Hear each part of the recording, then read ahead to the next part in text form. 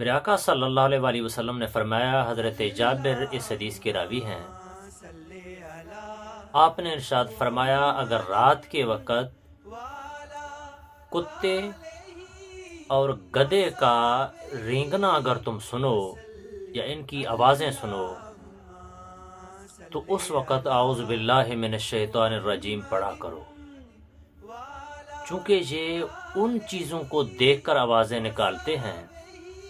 جن کو تم نہیں دیکھ سکتے۔ تو علماء فرماتے ہیں کہ کتا اور گدھا ان کی آواز کے وقت اعوذ باللہ پڑھیں اور لا حول ولا قوت الا باللہ پڑھا کریں، چونکہ یہ شیاطین کو اور بلاؤں کو دیکھ کر آواز نکالتے ہیں۔ تو جب ان کی آواز سنیں تو اس وقت تعوذ پڑھا کریں،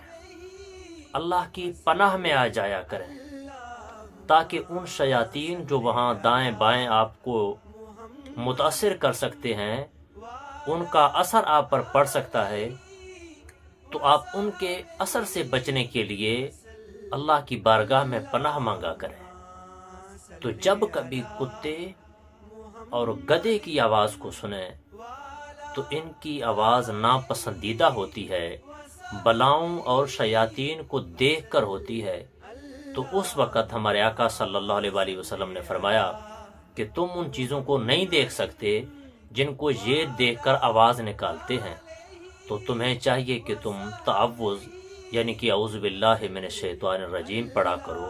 اور لا حول ولا قوت الا باللہ پڑھا کرو۔